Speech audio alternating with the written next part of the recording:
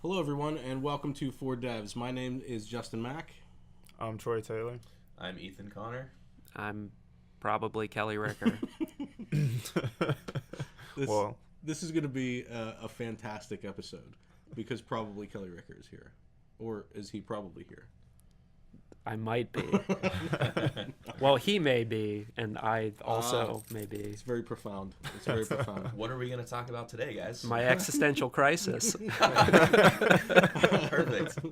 Troy, what are we going to talk about today? Well, I think we should switch our gears and talk about some web development, modern web development. What kind of tools are out there? What are people using? And maybe what we would like to try. Ooh, that's spicy. That's a good. So I personally have used a mixture of ES6, TypeScript, a little bit of React, and mostly Angular. But there are plenty of other frameworks and tools out there that I'm sure we're all aware of, and there's probably some that are just random that you've never heard of. I know I hear of a new one every single day. Yeah, it's web development for sure. So what's your favorite color question? What's your favorite framework? None. Good answer. Actually, I'd have to say Angular. That's where I have most of my experience. Yeah, isn't that always the case? Yeah. But you'd actually be surprised. Angular is a very popular framework, especially for bigger enterprises who have large-scale applications that they want to manage and maintain. So a lot of big companies do adopt it, since it is backed by Google. Mm-hmm. There's a lot of reasons why you might choose that for the app that you're building. But you should also consider what else is out there and apply those whatever intentions you have on building your app for the audience that you're building it for, and how you actually want to maintain that app. Then you should think about like React, Vue. Svelte is one out there that I don't know if many of you have heard of. Always so many. Dropping. Yeah, there's a lot of interesting ones. So don't always just jump to the first one that comes to mind. So who would you say are the biggest players right now? Angular, you're saying, because it's backed by Google. Yeah, so if we go about popularity, React, Vue, and Angular are probably the top three most common frameworks that are being used now. React that's backed by Facebook, yes. Right? Yep. And is Vue backed by any big company, or is Vue? No, I don't know actually who develops Vue. Well, I mean, web frameworks come and go so quickly. It's the bigger players tend to keep theirs in play longer. Right. It seems like the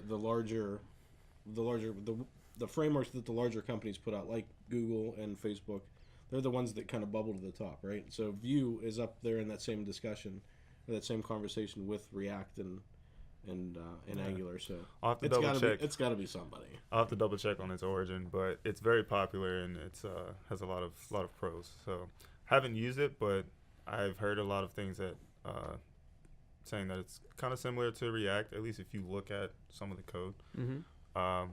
But another good one out there to try. Now, as far as like what people are using and how satisfied they are with what they're using, React is by far the most popular framework out there. It's interesting. That kind of makes sense. As far as visibility, I guess Angular is kind of like the quiet champion of all of them. It's easy to use. It's consistently developed, and it's kind of quietly risen to the top for like enterprise development. But I think React is more generally. Like you could build it.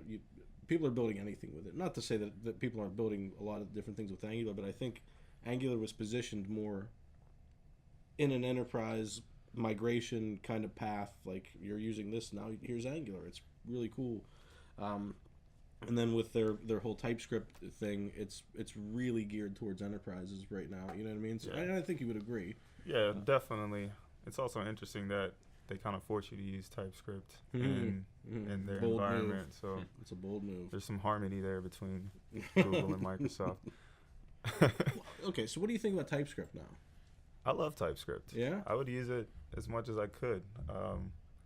It does add an extra build step, but as far as like maintaining your code and debugging, it makes things a lot easier. Huh. Well, I guess it would make sense then why Angular is so embedded with. Yeah, if you think about it more like if you're using C# or something like that, you're using it in an environment where you have tools to help you debug and things. Mm-hmm. If you're just using pure JavaScript, it can be pretty painful because Yeah. not everything is clear what's going on under the hood, and unless you're a very experienced developer, you can definitely catch yourself in some pitfalls. Yeah, I mean, especially if you inherit code or something, you might not even have any control over it, and just a purely interpreted language like that, that's always going to be hard to debug. So, yeah, I would recommend using, if you are a new developer, start with the basics, but try out ES6 or TypeScript. And if you're coming from an object-oriented programming background, then I think you'll definitely like some of the features that come with those syntaxes. So when you're looking at all these different frameworks, what are some of the things you should kind of keep in mind when you're actually choosing one? That's a good question. Well, I guess first you would think about how you would want to use them. So if you're working on a project, then perhaps you think, what is this project geared towards, and what are my goals that I want? So if we're talking about from a perspective of a big development team, you definitely want something that's going to be maintainable, quickly, you can iterate on very fast, and you can have teams working together and creating new code and testing it and repeating that cycle as quickly as possible. So if you use React, not to say that you can't do it, you just have to explore the tools that are available and see if it fits your workflow for your team. And then you also have to think about the features, right, that are available in each of those frameworks. So there's a few other things as far as like maybe testing, how you want to integrate the tools with your CI or continuous deployment process, but most of it isn't. I guess you just have to look at everything more or less. Sure. It's kind of hard to summarize, but there's a lot. So let's say if you want to use React, then most people actually who use React are used to using ES6 syntax. So maybe your developers who are using ES5, they have to learn a little bit about ES6, but if you're in an enterprise environment, they're probably using it anyway.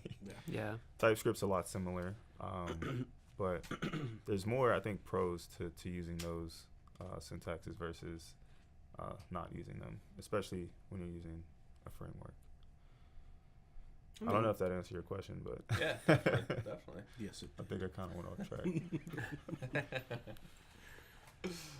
So what's the least popular framework out there? One that I've never heard of. What is so just for kicks? What is it? I don't know.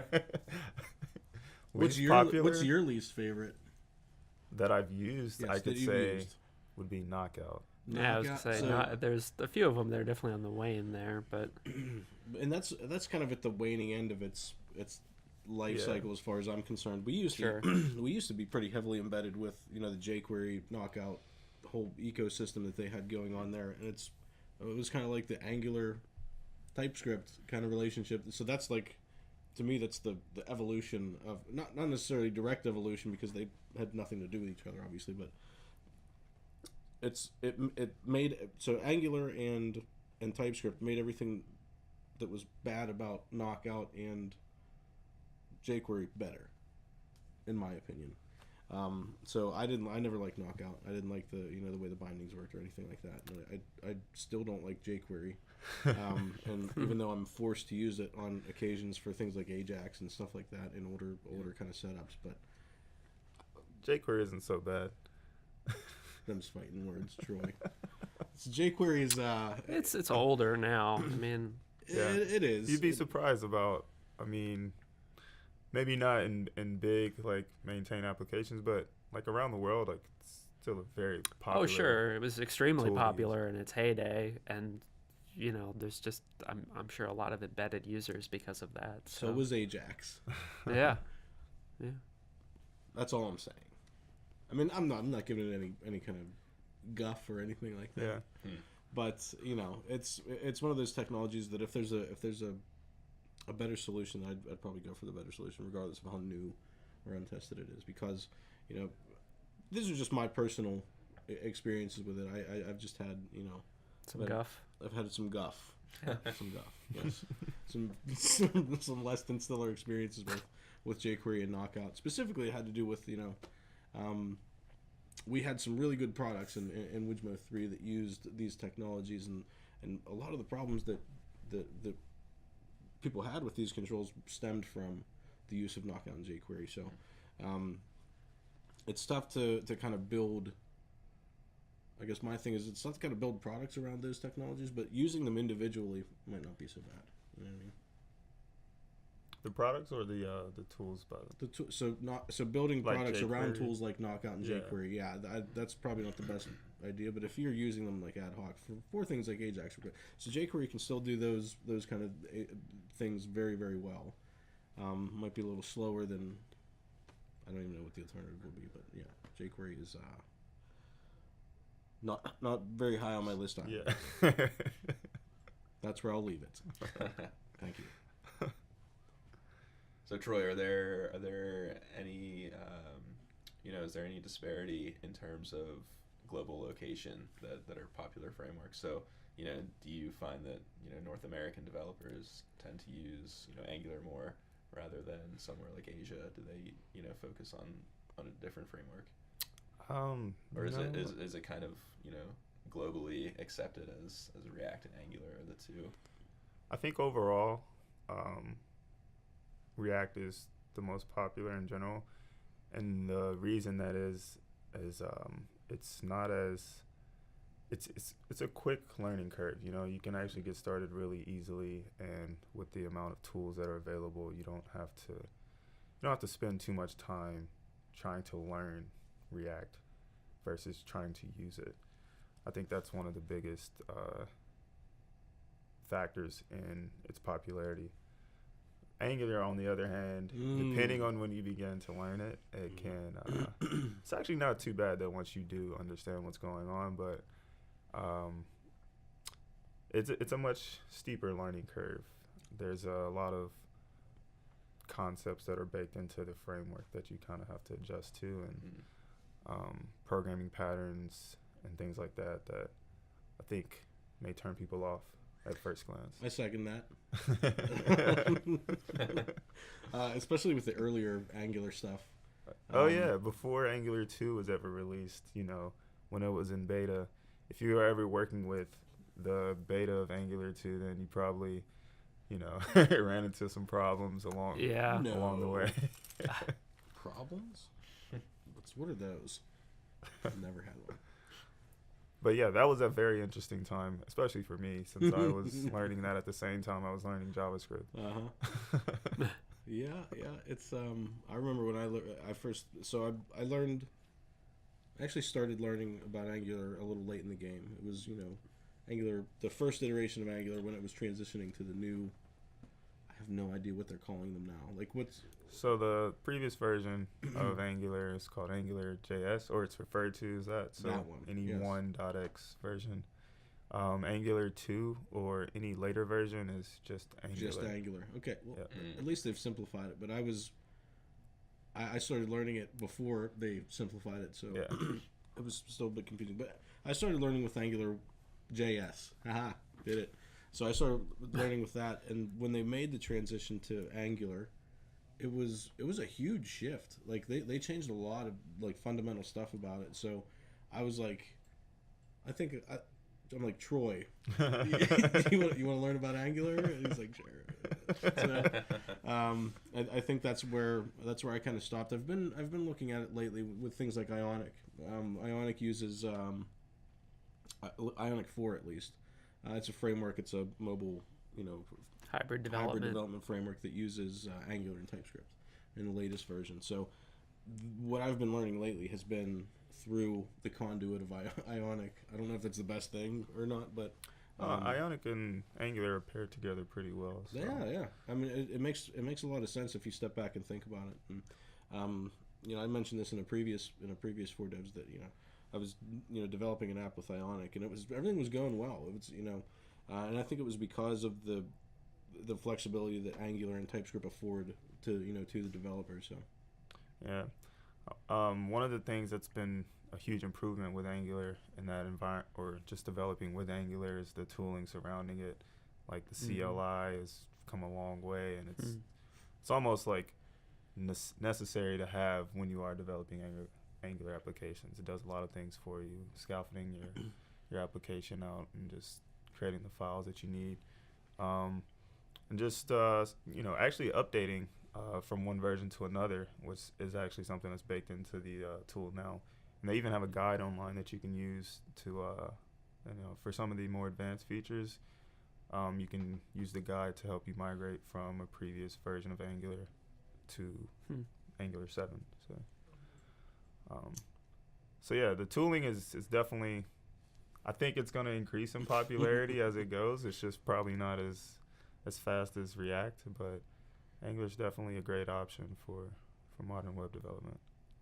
So when I used to think about JavaScript, and this is going back a ways, when I used to think about JavaScript, I thought of, strictly, I don't want to call it gimmicky, but sort of gimmicky things that you could do on a web page. I think JavaScript has evolved into, with things like TypeScript and all these libraries that are popping up every other day, it's evolved into a viable strategy for companies to take if they're looking to develop like an ecosystem, an app ecosystem. JavaScript has come a long way since the early days. When I first used JavaScript, I thought it was useless, and I think a lot of people watching this will agree with me. It was never. I know one particular person in this company in GrapeCity hated it. Now he works on the product. I think you know who I'm talking about. He said it's never going to be viable as an enterprise solution. We should not do it anything. And now we have these awesome tools built on JavaScript, written in TypeScript. You know what I mean? So it just goes to show you how far it's come. It wasn't like a spike. Gradually over time, it came into its own. With the advent of things like Angular and React and different things like that. Yeah, I think you may be surprised to know that JavaScript is the most popular language in the world. That doesn't surprise me. A lot of It web would developers have. out So there. let's say 10 years ago, Yeah. that would have surprised the heck out of me. But right now, that makes perfect sense. It does. Yeah. It's the expansion of using JavaScript on the server side is really what is driving a lot of that. But a lot of people use like NPM, for example, for front end development, with, frameworks like Angular and React and Vue. So, yeah, you can use JavaScript everywhere. Yeah, it's true. So you said on the server side, so Node.js, when that kind of popped up, everybody's like, "Oh my God!" So now, I think that's, like you said, what actually made it a viable solution to have a server component built in JavaScript as well as the client side built in JavaScript. That's huge. You know what I mean? It's super lightweight. It's portable. You can run them anywhere. You know what I mean? You don't have to rely on like IIS or Apache or any of these other things. You can run a Node server and it does all the same stuff with way less overhead. You know what I mean? Yeah. Pretty much anywhere too. Yeah, right, anywhere. You could run it on a. Well, I don't want to. You could run it anywhere. Let's just put it that way. So not even for web development, but if you think about some of the more emerging markets like IoT, things like that, are catching on, and JavaScript is probably the easiest thing to use. Yeah. To absolutely. start using those little gadgets. Well, I mean, I could argue Python is Python, yes. up there too. There's different scripting options for Right. sure. Yeah. Right. Yeah, any kind of scripting, but JavaScript, because it's the most widely used and number one language in the world, it makes sense because now you have all of these external options as well that you could use with it. You know what I mean? Libraries and all these different things, and the support for it's just gotten ridiculous. So, agreed. I still like Python though. But, Yeah, I like Python too, but Python. Yeah. Go Python. go Python. JavaScript. Yeah. Go. Go's a language too. That's true. Go is a language too. Yeah. Yeah. I thought you were saying Go and Python. Oh, Go Python. I get it. So over the course of the next, let's say, 5 years, what do you think's next for JavaScript? Like how much further can we as a developer community take something like JavaScript? So you've seen, we've talked about like the early iterations, like jQuery and Knockout, and then we have things like Angular, and then you have TypeScript, which is a form of JavaScript. So what's next? What can we possibly do that can further this platform? Well, if we're just talking about JavaScript, Mm-hmm. I think just the spec and kind of like the main foundations like Node.js Foundation and was it TC13? Pretty much those. You're on your own for numbers and letters, Troy. I'm sorry. I forget all of the different organizations and It's communities. alright. But anyways, the people who are driving like specs for the browsers and Google, obviously, a lot of their employees are contributors on these projects. The Node.js Foundation as well are really going to drive what comes next. But as far as just web development, I think the next like big thing may be WebAssembly. Okay. So Yeah, I mean WebAssembly. There's interest out there from some developers. I'm not. It's hard to tell exactly how that market's going to develop, but it's pretty interesting. It's kind of surprising actually that all the major platform stakeholders were willing to support it. yeah, I'm still amazed that Apple actually went along with that, but yeah, I mean WebAssembly, in theory you could be actually compiling some code that's going to run in browser basically, which is it's exciting. I mean they're certainly .NET folks who are looking at solutions like Blazor and UI and UI? Uno. Oh yeah, What is that? What is come on, this is going the web. on? I mean, this is like a sea of colorful names, Justin. I like UI. I like UI. It's fun to say. I think that's the one I picked. I picked UI. Same. Yeah, UI Or is Blazor. like Xamarin Forms that extends to the web, basically. Uno is UWP that extends to the web in the form of WebAssembly, and Blazor is ASP.NET. ASP.NET, yeah. So I still like UI. it is the most fun to say. So.